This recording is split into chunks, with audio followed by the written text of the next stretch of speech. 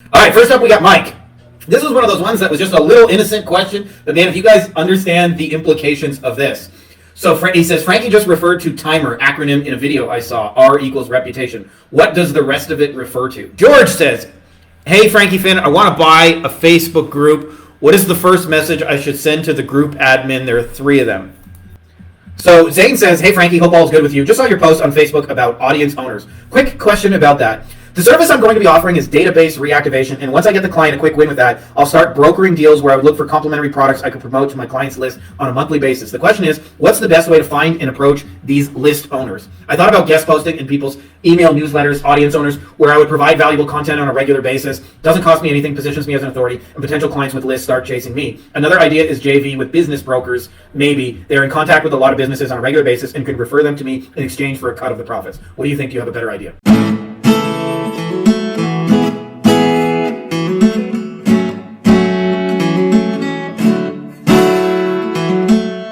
There we go. We're back in business. Welcome back, everybody, to another weekly Q&A. You know, it's special because I look semi-legitimate with a collared shirt. That's Ilka's doing. I don't know if any of you guys experienced anything like this, but I hate buying clothes. And so for like 10 years, all I had were like shirts and stuff that I had gotten at conferences and things like that. And none of my wardrobe made any sense. But I still pieced it together somehow. So when she said, I'm going to buy your clothes for you, I said, okay, let's do it. Just a quick little announcement before we get rock and roll. I seen our man Ryan is here. Paul is here. You guys are awesome. Good seeing you guys. First things first is that I've been like building like a madman for tools and swipe files and things like that inside of the Wolfpack to make everyone's life easier. If you guys are not part of this, I'm just telling you guys, you're fucking missing out and you're making your agency growth harder than it needs to be. For most of you guys to like literally justify the investment, you would need one client. One measly client. Especially if you got a $1,000 to $10,000 a month thing. And even if you don't currently sell it for those prices, we can help you up level it. So if you guys are interested in that, check out beyondagencyprofits.com. Go to the link that says Wolfpack. Check it out. Anyways, let's get into the good stuff. Your questions, which is why you guys are here. Ladies and gentlemen, boys and girls, children of all ages, Frankie Fihn proudly brings to you our weekly Q&A. Ba-dum-bum-bum-ba-dum. Whoosh, whoosh, whoosh. Nothing but shenanigans. That's what we're all here for. All right, first up we got Mike. This was one of those ones that was just a little innocent question, but man, if you guys understand the implications of this. So he says, Frankie just referred to timer, acronym in a video I saw, R equals reputation. What does the rest of it refer to?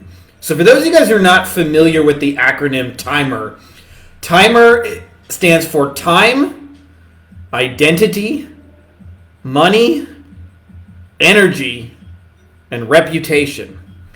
And it is every reason somebody would say no to your offer, and it is also every reason somebody would say yes to your offer. So again, time, identity, money, energy, reputation. So a lot of people don't think about this. For example, one of the reasons we're able to sell over video is when people say, hey, let's just jump on a quick call. There is no monetary risk of a 15-minute call, but there is an energy risk, right? Because I may be hard pitched. It may be difficult to get off the phone with this. There is also a time commitment if I'm time starved and you're asking for 15 minutes of my time. So there's no monetary commitment, there's other reasons on the spectrum of timer to say no. And so the real magic of this is when you identify ways in which timer works together, what you'll find is your offers will sell easier, and also you will be able to demonstrate value in ways like when most people think about agency offers, they shout from the rooftops about the money-making aspect of their offer. And understandably so, right? Like we all want to help clients make money.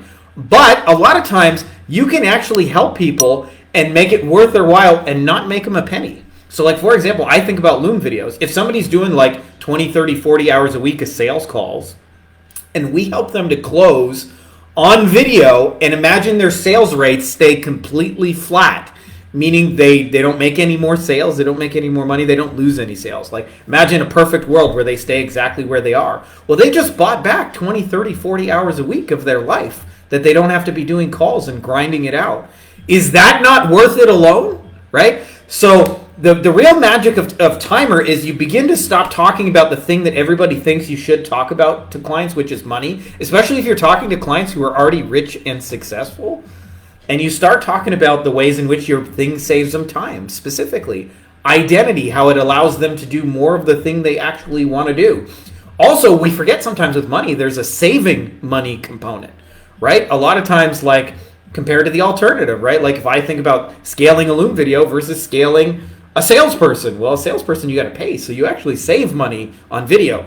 Energy, right? How do you make their life easier? And then reputation. And my most favorite reputation example of this, by the way, I forget who it was, but Steve Jobs went to the CEO of Pepsi and said, hey, do you want to come with me and change the world, or do you want to spend the rest of your life selling sugar water? Right? That's reputation. Do you want to make an impact? Do you want to make a difference? Do you want to be known for something other than this? And so what happens is a lot of times people make offers that may not necessarily be a monetary risk, but they're a time risk, they're an identity risk, they're an energy risk, and they're a reputation. And so what I do is often, and we actually built a bot for this inside of the members areas, is I go through the Timer elements one by one. I also sometimes will use my bot and I'll say, hey, this is what I'm thinking of building for people. And then I'll say, like, tell me the Timer benefits, and it'll lay all the ways out in which that offer is actually valuable to other people that are not just money. And often when you look at those non-monetary things, you'll go, that's worth it. And so this is a powerful acronym when you understand how to use it, because you'll make offers that eliminate all the risks, that eliminate all the reasons why they would say no. So you make it less time than they're doing now. You make it more in line with the identity and the person they want to be. You make or save them some money. You make it easier than doing it themselves. You enhance their reputation in the process. There's no reason to say no. And then, of course, you want to be specific on those 5 things. So I hope that's helpful to anybody out there putting together offers. Often, when somebody has an offer that they think is awesome, but people aren't accepting it, I just look at the other aspects of Timer besides money where it doesn't sound as awesome. Well, you're asking for 60 minutes here. You're asking for an energy commitment here. They have to make 3 hours, 4 hours, 5 hours of video every month. Well, that's an energy commitment. That's a time commitment. That may even be a reputation thing. And that may not be in line with their identity. So when you nail those details, Timer, like, that's everything that makes an offer awesome or suck. So I hope that's helpful to all you guys out there. George says, hey, Frankie Fihn, I want to buy a Facebook group. What is the first message I should send to the group admin? There are 3 of them. Okay, so this is probably a question left for our Digital Deal Makers group, but since I don't have a weekly Q&A in there, I figured I'd go into it in here. And by the way, we just had Lewis acquire a little group. So he sells SEO to general contractors, and he acquired a Facebook community of I want to say 2,000 people who are all general contractors. You think he might be able to sell some agency services by acquiring that group? And anybody knows building a group from scratch, it's time, it's energy, it's effort, or he could just acquire one for 2,000. By the way, his cost of acquiring it, right here, baby, at the top of the key, 0. It's a key, by the way. But at the top of it, it's a 0, right? That's what it cost him to acquire it. So that's the magic of acquiring distribution, is now he has 2,000 people he can build a relationship and one-to-many sell his agency services. Ryan says, love not working time-free in 80-degree man cave and not making money, but energy better spent here. Dude, I'm telling you, man, like, saving people energy and time, especially if they already got money, easiest way to make money in the world is find somebody who's rich, got too much money that they don't know what to do with, and find a way to save them some time and energy. And they'll give you the monies to buy back the time and energy. What most people do is because a lot of agency owners are broke starting out or close to it, they sell I'm going to make you more money. I'm going to make you more money, more sales, more leads. And if they already got money, that doesn't change their life at all. But buying back their time and their life and enhancing their identity, our man Cole says, woo! So George says, I want to acquire a Facebook group. Okay, so coming back to, Lewis just did this, by the way. So what you want to do when acquiring Facebook groups, I'll tell you firstly what not to do. So what not to do is show up like a hotshot media buyer, investor type who's buying groups left and right, and you want to make them an offer to buy that group. Then it just sounds like a number, it just sounds like an acquisition, and in their mind, the price they're going to charge you is going to go up. So I call this dumb-ass negotiating, and you want to be a dumb-ass negotiator. And a dumb-ass negotiator is like, hey, dude, I really like your group, and I had some really cool ideas, like if it was my group, what I would do with it. I don't know if you would ever consider selling, but I would love to turn it into like this kind of place and make you look good. Timer, reputation, by the way. But would you ever be open to selling it? And by the way, the next piece of the puzzle, they're almost always going to say, what were you thinking?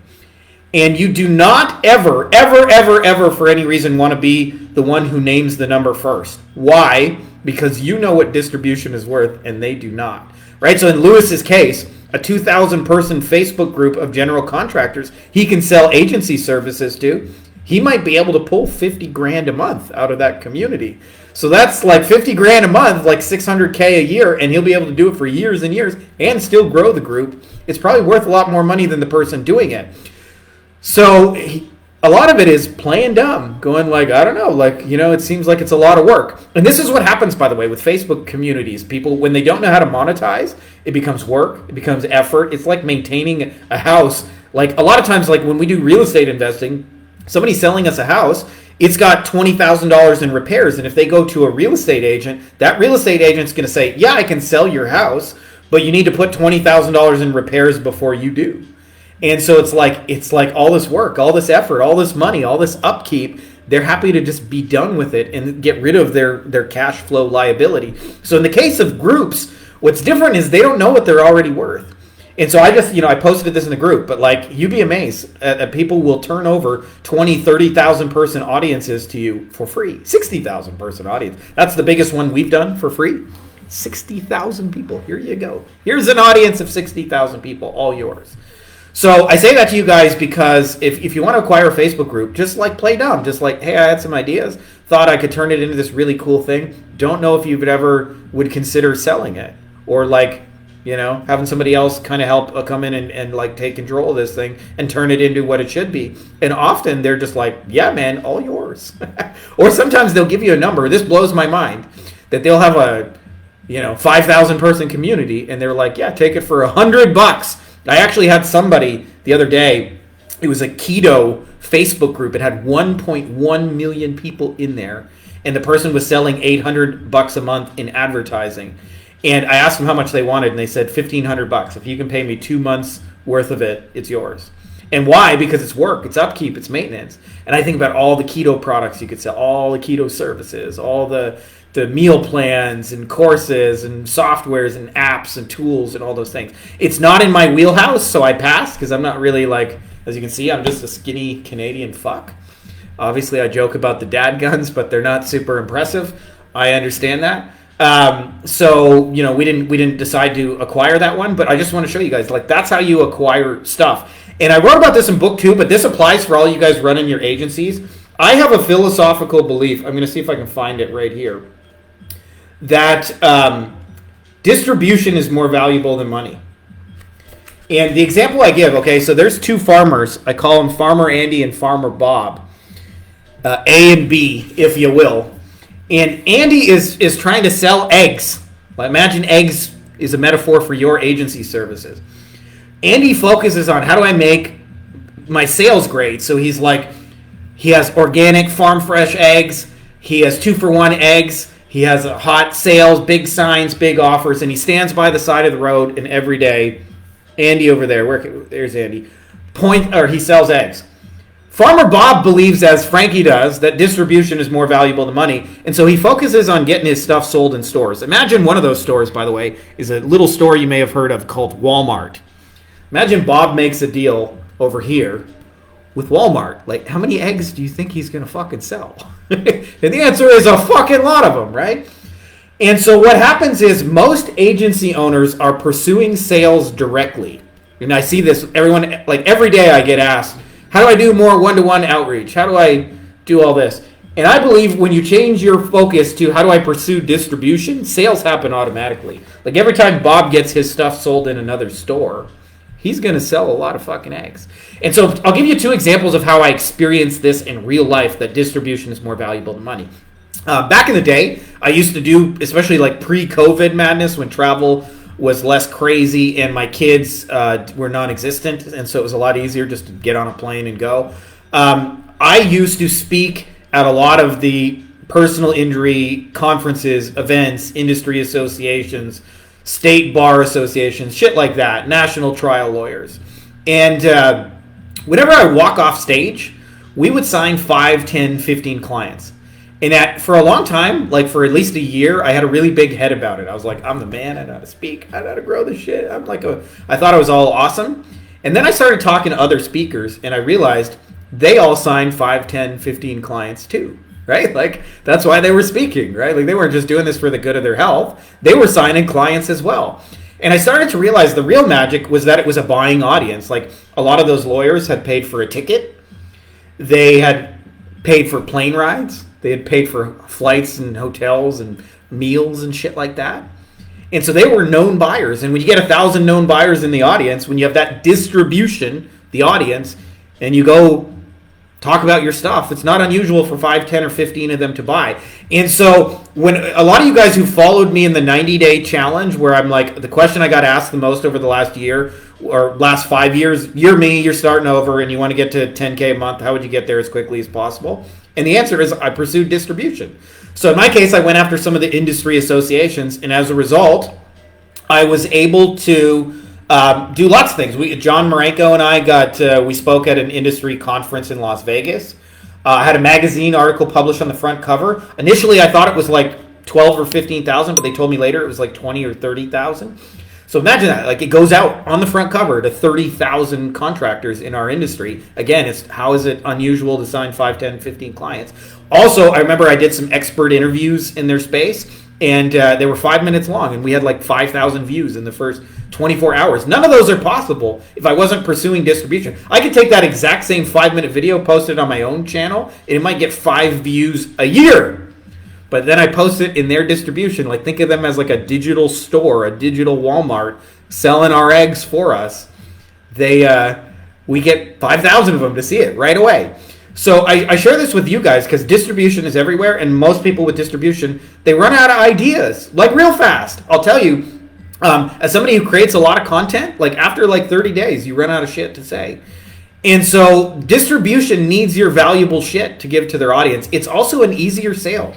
1-to-1, right? If I'm messaging a restoration contractor 1-to-1 and I call them up and I say, hey, I'm Frankie Fihn and we sell SEO services, buy my shit, I might close a guy here and there, but that's going to be a lot of fucking work, right? You got to convince, hey, stranger, give me your credit card. If I say, hey, industry association, a lot of your members have no idea how to publish content so that people come to them, and AI has made it super fucking easy, I would love to just show your members how they can create AI-based content for SEO purposes so that they can ultimately get restoration jobs. Would you be open to a 5-minute interview? It's a much easier pitch because I'm not selling anything, right? I'm selling something that leads into my thing. So if you strategically pursue distribution, you're going to make your life a lot easier.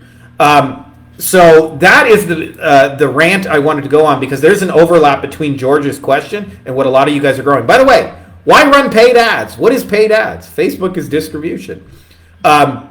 Google ads, distribution. YouTube ads, distribution. But the difference is between Facebook ads and 1-to-1, say like a Facebook group like George's client, Facebook knows what their distribution is worth, right? It's got a set price. They're going to charge you this much per day.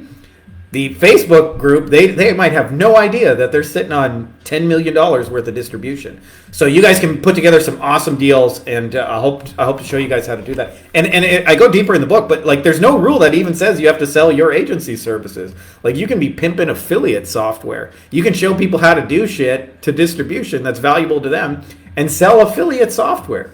Right? Like, well, you don't even have anything to deliver. In fact, my oldest software deal is almost 10 years old now. It's probably between 8 and 10 years. I couldn't tell you the exact date. But AWeber has been sending me affiliate commissions for almost a decade. So that means I haven't done anything in 10 years other than I have to click a button and go, take this payment and send it to my real bank. That's the extent of the work. But you guys can put together those deals if you understand the value of distribution. Kate says, this is a really good one, by the way.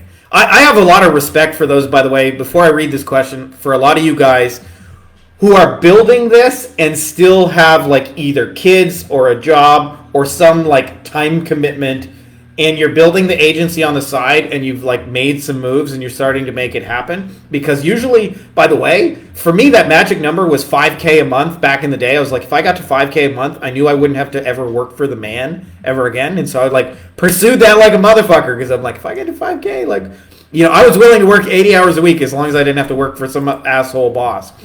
And when I hit it, it was a game changer. But the reality is, for most of you guys, like, it's 4 to 8 clients for you to hit numbers that it no longer makes sense to have a job.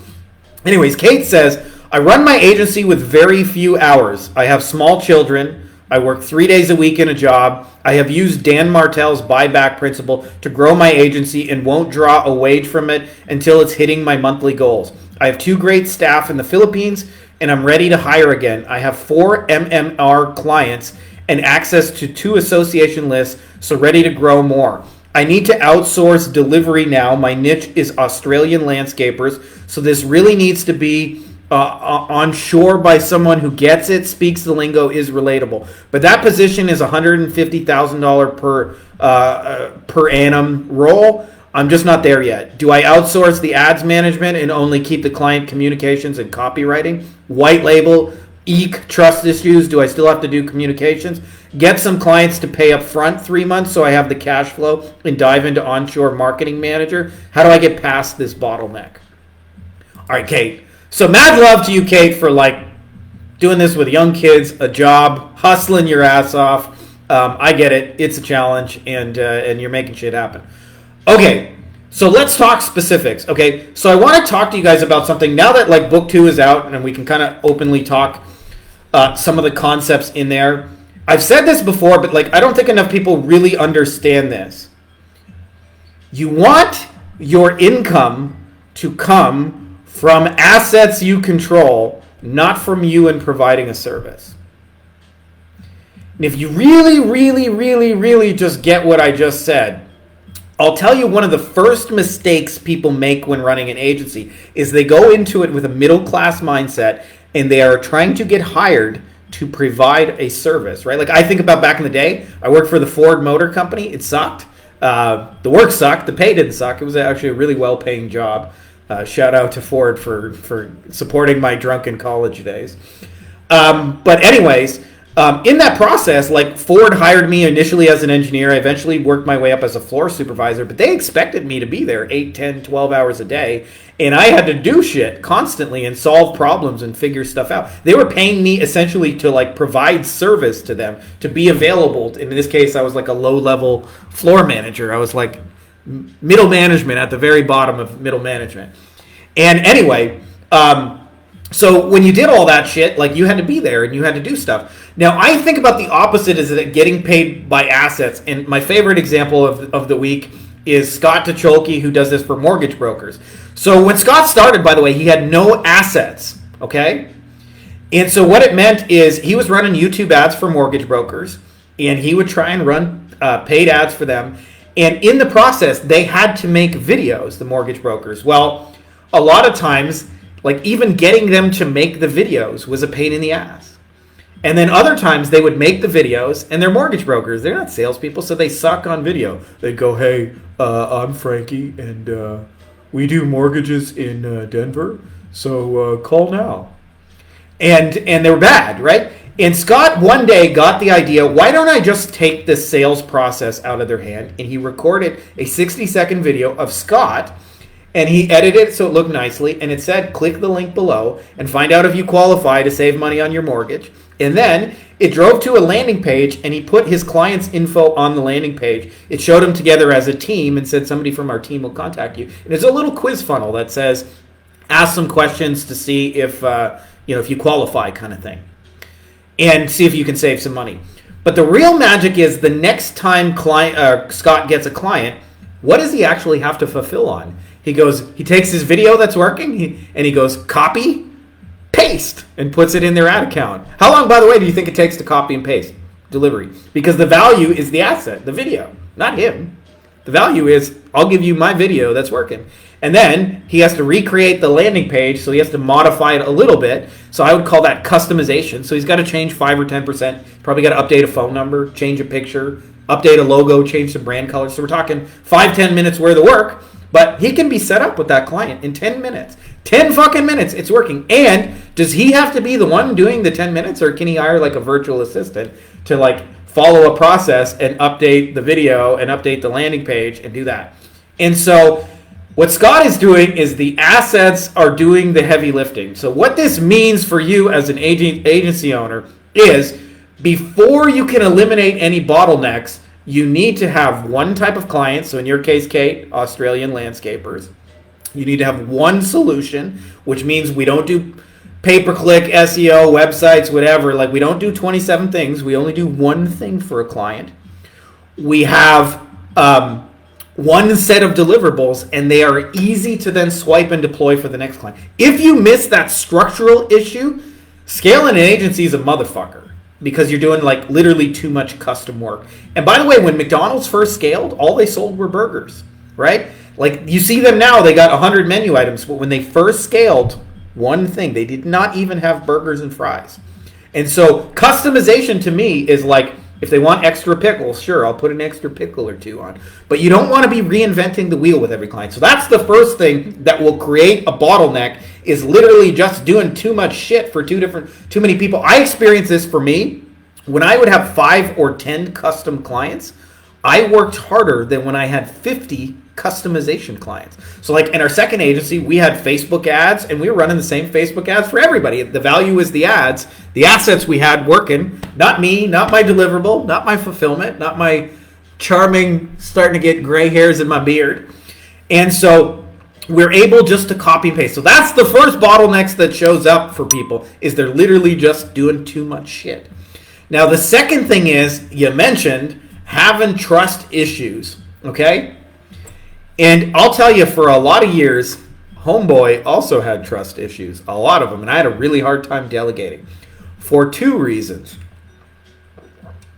Reason number 1, it was always faster to do it myself.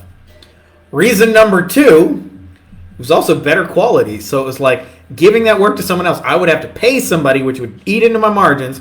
It would take longer, and it would be worse quality. And so I struggled with this for a lot of years.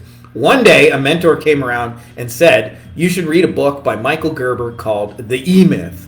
So Homeboy read The E-Myth by Michael Gerber. For those of you guys who have never read it, it's about building systems and processes. And what I found is, when I took some time up front to document a process, it was a lot easier to hand it off to somebody, because they were following what I did and how I liked things to be done, right? And so it was still me. It was done at scale. Now, even though it cost a little bit of money, as you mentioned, it bought back my time.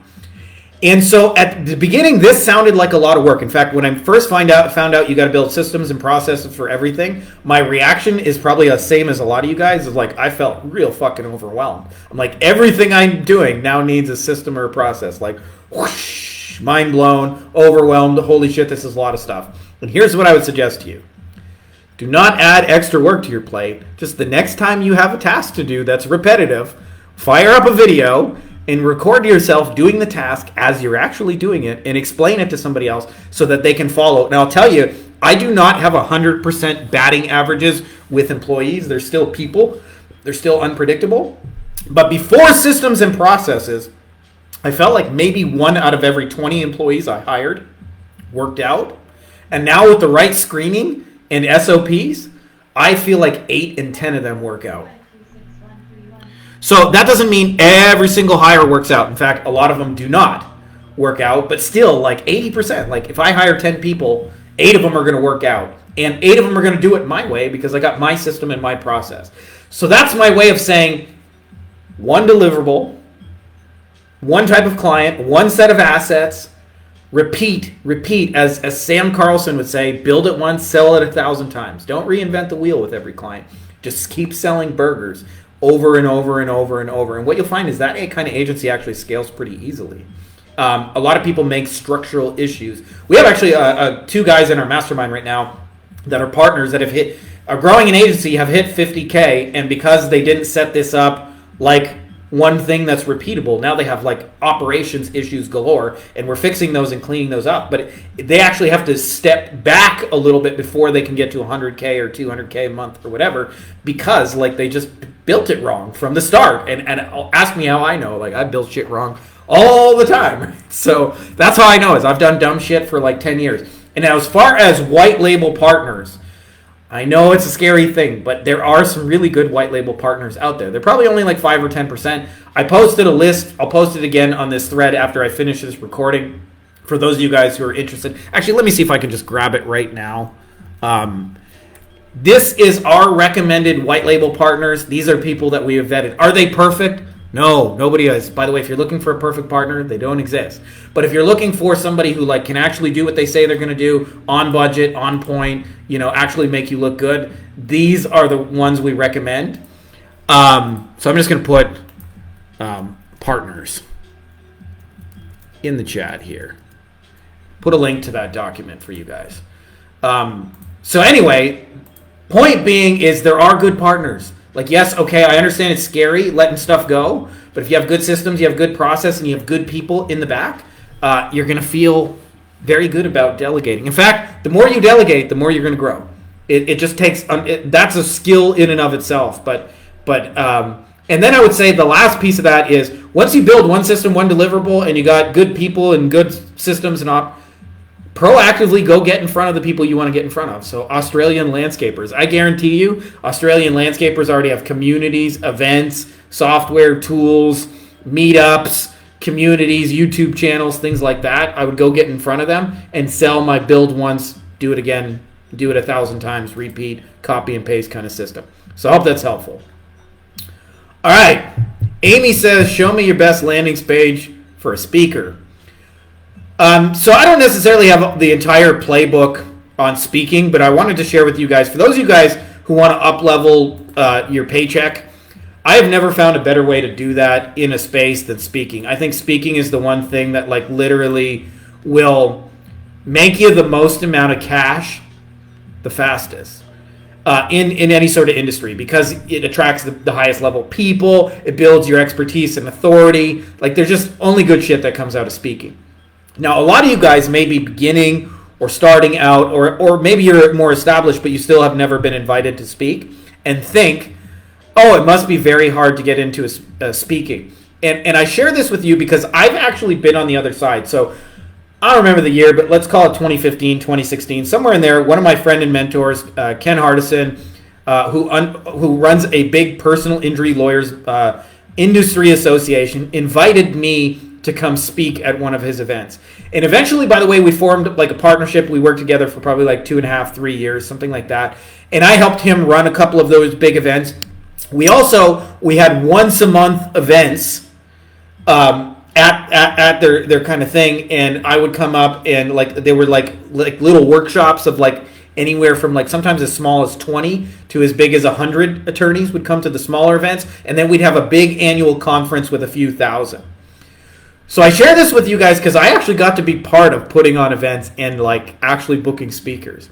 Okay. And one of the things that surprised me is the same people who come to the event come year after year after year after year after year. And one of the challenges that they have running an event is people will say things like, I'm going to skip the event this year because it's all the same speakers from last year. And I already heard all this shit last year. And I need something different. I'm going to go, I'll go in 2 years from now when they have something, different to say. And so behind the scenes, it is a constant scramble to find something unique and different and new and cutting edge to say to the audience. And so they're looking for 5 or 10 new speakers all the time. Okay, so I say this to you guys because you may think, oh, I'm a new speaker, I got nothing of value to add. As long as you have something new and different and unique to share to their audience. And here's the beautiful thing. The marketing game in this digital marketing thing is constantly evolving. AI tools, like there's a fucking new one every 5 minutes. Google is doing updates every 6 fucking seconds. Pay-per-click, they're changing it. Facebook, they're changing it. Web design, new platforms, new plugins. Like, there's so many different angles you can come up with of new cutting edge shit. And so I say that to you guys because if you want to get booked to speak, just offer them something different than their audience has heard. Like, literally click on the fucking website, look at their list of speakers, see what they're not talking about, and say, hey, your people need to know about this. I would love to share with them. So for us, like, I'll give you a real example. In the restoration space, when we got booked, I went in on there and I looked and I said, we do SEO, by the way. Like, that was our deliverable. I should say Quantum Agency was the one who actually fulfilled on that. But we went in there knowing we were going to sell SEO. And we went in there, again, SEO is probably not new in and of itself, but like as part of SEO, you need content. And I looked at it and I was like, nobody's really talking about how you create restoration content. And they're certainly not talking about how to use AI to make a bunch of it really, really fast. And so I went, like, that's different. None of them have heard about it. So I started talking about that and put my, flag in the ground for that. And then, of course, it's different, and they need somebody to talk about it. And in fact, if you got something different enough, they'll invite you to the industry event. They'll put you in the magazine. They'll put you in the top podcast. So a lot of this is making a big deal out of small little shit. So we never did it with a landing page in response to your question, but we did a lot of speaking back in the day especially. And a lot of it was just driven by being different. Knowing they need 5 or 10 new speakers every year and saying, hey, I got something your audience has never heard before. And it's going to be valuable to them, and it's new, and it's cutting edge, and they're going to learn about it here first. And they can, tell people, I learned it at XYZ conference. So I hope that's helpful for those of you guys who have ambitions to speak, because they literally need you. Anyways, I hope that makes the approach a little easier. Last one we got up, unless you guys got additional questions, our man, the Zane Train. So Zane says, hey, Frankie, hope all is good with you. Just saw your post on Facebook about audience owners. Quick question about that. The service I'm going to be offering is database reactivation, and once I get the client a quick win with that, I'll start brokering deals where I would look for complementary products I could promote to my client's list on a monthly basis. The question is, what's the best way to find and approach these list owners? I thought about guest posting in people's email newsletters, audience owners, where I would provide valuable content on a regular basis. Doesn't cost me anything, positions me as an authority, and potential clients with lists start chasing me. Another idea is JV with business brokers. Maybe they're in contact with a lot of businesses on a regular basis and can refer them to me in exchange for a cut of the profits. What do you think? Do you have a better idea? Thanks. So Zane, I'm going to tell a story I've told too many times, but it's a metaphor that really illustrates the point. Is you're on the right track, and so back in the day, my first ever job, I was 13 years old. I sold chocolate bars door to door for the blind, smashing on doors and trying to convince old ladies to give me some shekels for some chocolate bars. Now, by the way, it was all cash under the table, so I don't know if you'd call that a real job, but I had to work and be there. And so for like 5, 6, 7 hours a day, you go on doors and you get a mix of like, some people are nice and say, oh, thank you. Some people are rude and go, fuck you just woke the fucking baby, you cocksucking motherfucker. Although I understand that now better as a parent. Some people are not home. That's probably the most common response. It's just nobody answers. Either they're home and they're busy, or they just don't want to talk to you, or they're just not home at all and they don't answer the door. And then every now and then people buy your shit. So that's what mostly is taught in our agency space. One-to-one digital door knocking. LinkedIn DM motherfuckers. Send some cold emails. Cold call people. That's all the one-to-one digital door knocking. I'm not saying it doesn't work, but man, it's like literally the least efficient way of doing it. So once a month, our local, our manager would go to the local grocery store, and we'd ask the manager, we'd say, hey, is it okay if we sell chocolate bars outside? We're doing it for the blind. It's for a good cause. And the manager would always say, go for it, man. And we would sell out of chocolate bars in 10 or 15 minutes. Every single kid. There were 8 of us, and we put 2 kids on each entrance and exit. There were 4 at that grocery store, and every single kid would be sold out of chocolate. 10, 15 minutes. Every chocolate bar we could fit in that car was sold out. And I think back in the day, this was even before like debit cards and credit cards. So people went with cash to the grocery store and intended to spend it on food, and the first thing they see on the way is us while they're hungry. And like literally a new buyer would come by every 5 seconds. So I believe there are digital grocery stores everywhere, and I'm going to read you guys from my list of the ones that we most frequently target. So you had mentioned email newsletters. You had mentioned as well business brokers. So I'm going to give you a list of, and a lot of this, by the way, to give you guys a little understanding where this list comes from, is I just did a lot of stuff at conferences face to face, and you would see the same vendors. Every like I would go speak and the same vendors would be at the next event and the next event. And like, hey, you guys are here. And I was always curious, like, what do you pay for a booth? And they'd say, oh, it costs $7,000. And that would also include flights and hotels and expenses on top of that. And so like they'd be out $10,000, $12,000. I'm like, man, you guys must be selling a lot of shit. And they're like, yeah, we do okay. And so I started just to pay attention to like who was at everything. And I realized there were 7 categories of them. So the first is what I would call expertise. The expertise, by the way, is already being, all of the things I'm going to describe, which I would call like digital grocery stores or digital shoe stores or digital audience owners. I sometimes use different analogies, same thing though. Okay? Deal sources sometimes. But this is the stuff that's already being bought and sold in your space. I want you to really wrap your head around that. This is not, we're trying to create flow of money. We're identifying where the flow of money already happens in your industry and then positioning yourself in front of the damn grocery store.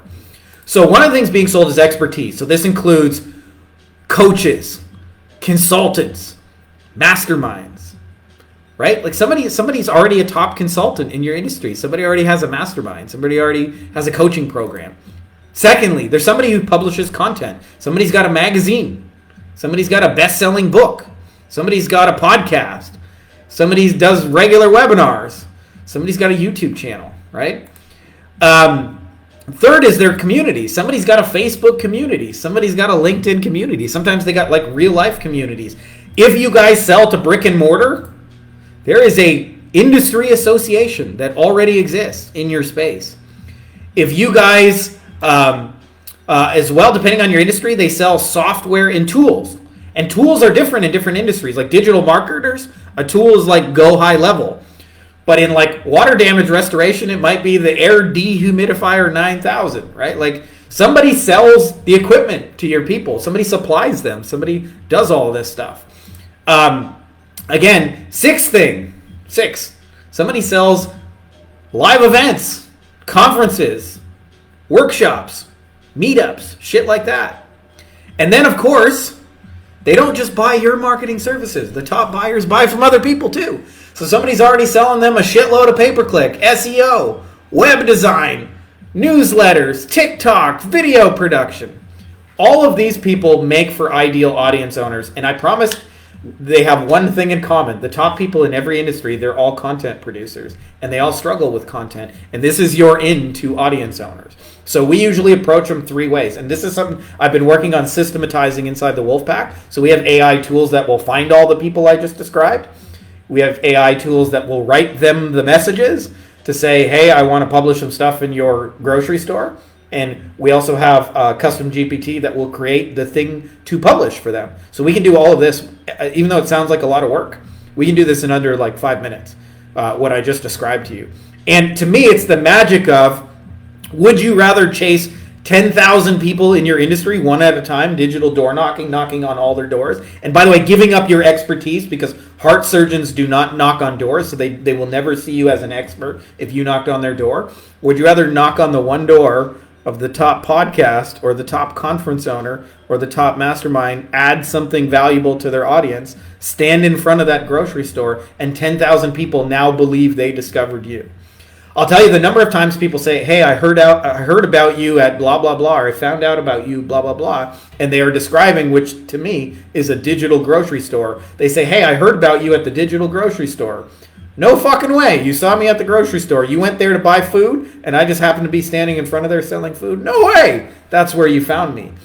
So if you get this right, what will happen is there's no limit to the amount of audience owners. And I've tried to really hammer this home with people, but only really people who've gone through it really understand. You can do $1 million a year with one partner. Like, we got a guy in the mastermind who just sent me a message. He's going to be the next person to cross $1 million a year. He's at about 900K, and he's got a little ways to go, which he'll hit before the end of the year. And he's got 2 audience owners. That's it. He's got 2 people. He's going to do $1 million a year. And he's already got his eyes on 2.5, which is where he probably wants to settle. And it's like literally just getting in front of audiences. Right? So, yeah, okay, you could message 12,000 dentists. If you want to, go for it. But you could have 2 dental partners and like do more money than the guy sent 12,000 messages, right? And you're actually adding value to your community. And as you said, they see you as an authority, right? Like if you're standing at the grocery store and they came to you, you're the food authority. If you knocked on their door, you're a questionable door-to-door salesperson, right? So I'm big on this strategy, and I don't think anybody talks about it because I'll tell you why. I think digital door knocking, especially for beginners, is the easiest thing to conceptualize. It's like really easy to wrap your head around because you knock on a fucking door and you get an instant yes, no, or, you know, like a maybe, right? Like yes, no, or no answer is probably the most common. But what most people don't realize, it's literally the least efficient way to do it. And this is all I'm describing, like I laid it out in book 2, is you're either Farmer Bob or you're Farmer Andy. Where did I lost my own page in my own book? Let me see if I can find this real quick. You're either selling eggs at the side of the road 1-to-1 or knocking on doors trying to sell your eggs, or you're knocking on stores and saying, Walmart, we would like to sell our eggs in your store. And you get one Walmart and you sell 1 trillion more eggs than that person who knocks on doors all day long. Even if they had an army of door knockers. Like if you take 2 egg farmers and one of them builds an army of door-to-door salespeople selling eggs. Would you like to buy some eggs today? My little guy's screaming downstairs. It's part of the ambiance. Just having toddlers. Sorry, I got a little distracted from the screaming kid. But the one who sells eggs through distribution through Walmart, just going to crush it 1,000 times faster. My little guy, by the way, is in that screaming toddler face. So that's just part of the real life happening here around here.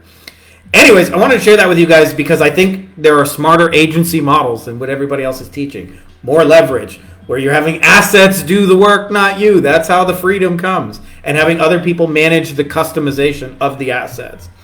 You can work your ass off being a middle-class person selling service if you want to. But why? Why? By the way, this is the ultimate demonstration of the concept, by the way. The book itself is an asset. It operates independently of me, right? Like I can sell 1 trillion of these and there's no extra fulfillment effort for me. And then it drives to a Facebook community, which is distribution, right? Like what we're talking about.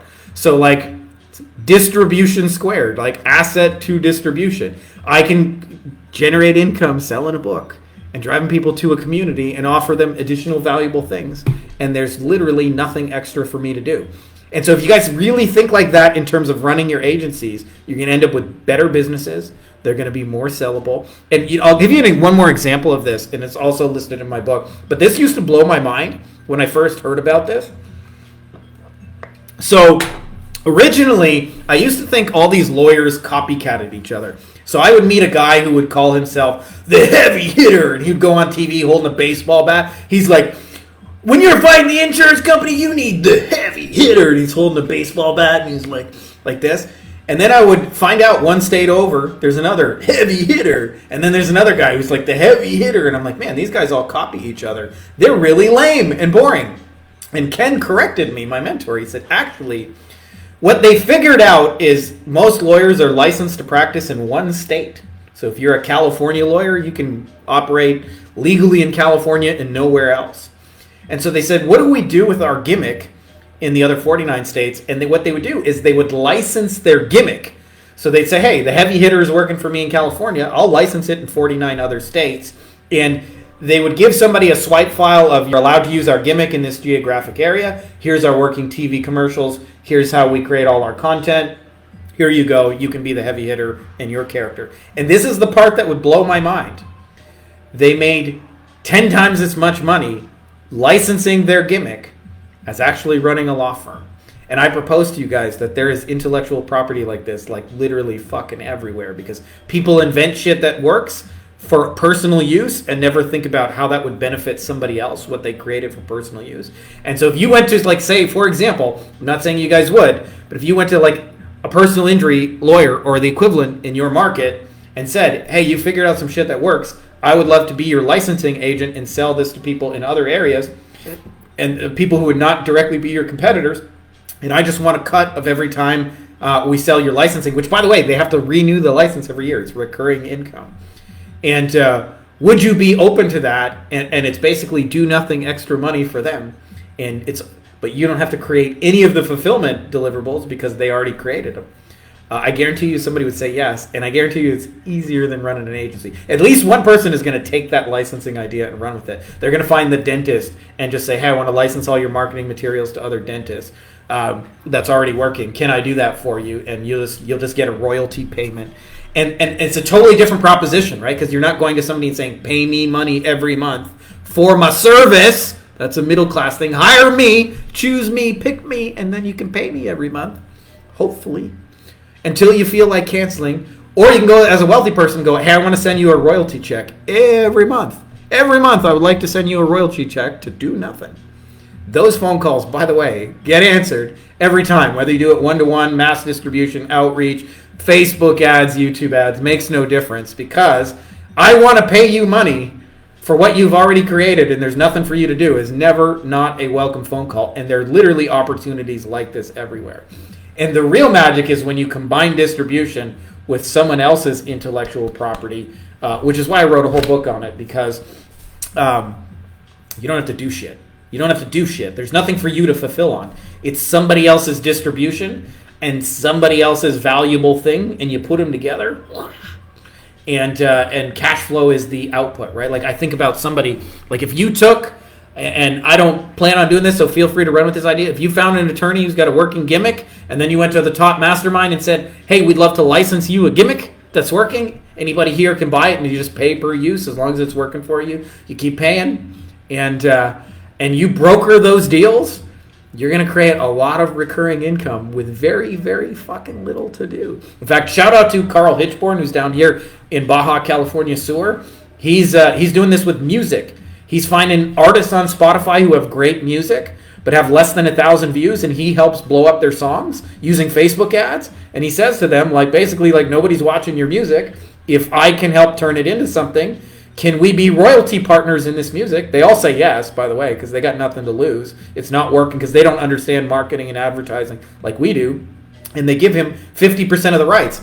Every time that song is used in a movie or a TV commercial, whatever, like, Carl sets himself up for a royalty, and the deliverable is a fucking MP3 file, not a, hey, I'll be your Facebook ads person, or I'll be your pay-per-click provider, or web design. So if you combine these two ideas of these two books where there's a lot of overlap, you'll grow an agency faster because you'll go after distribution first, and your fulfillment will be 100 times easier because you'll have an eye on, I want my assets to do, my tools, my systems, my processes that I own and control to do the fulfillment. Not me, not my service. I'm not trying to get hired. And then you can put together some pretty wild and crazy deals. And I'm excited to talk to you guys about all this, because this is why I haven't been like in the most traditional sense, like trying to like bust my nuts growing an agency, because I'm like, I can put together like deals that pay me more than running an agency with nothing to fulfill on, right? So I still love helping you guys. I still love doing this. I still believe in all this. I think you guys are doing awesome stuff, but I also think there's a next level past it, and you guys get to create really cool shit for yourself. So that's all I got to say on those questions. I hope that's helpful to you guys. For those of you guys who missed the beginning, I was talking about we're building a bunch of tools and swipe files in the mastermind. By the way, key lesson in that, why am I building tools and swipe files in the mastermind? I'll tell you 2 reasons. I want people to derive value from my tools and my assets more than like me personally, but also because it gives me the ability to help people 24/7. Like we built some custom GPTs. Anybody can log into our members area, use those tools and systems like pretty much immediately, and not have to, like one-to-one ask me for explain a concept. Like they can just like literally just like, for example, we got a one-to-one outreach bot. So you can like give it a list of names, like these are the people I'm trying to message, and it'll like, based on our working formulas, it'll write the messages, the follow-up, all of it, and go blah, blah, blah, spit it out, and you can get outreach help without having to talk to anyone. And so we're practicing what we preach there, and also I just think we're making stuff that's gonna I think, be next level. Like what we're building is like I haven't seen anywhere in the agency space. I know there's a lot of cool shit. There's definitely there's a lot of bullshit in our space, but there's some cool people too that have some cool shit. And even amongst the cool people I know, I haven't seen anything like what we're building. So if you guys are interested in checking that out, for most of you guys, like you need one fucking measly little client to make a return on investment. One little measly client. So if you think you can do one client, if you think that's a doable goal, come hang out with us. Come check out the details. You can go to beyondagencyprofits.com.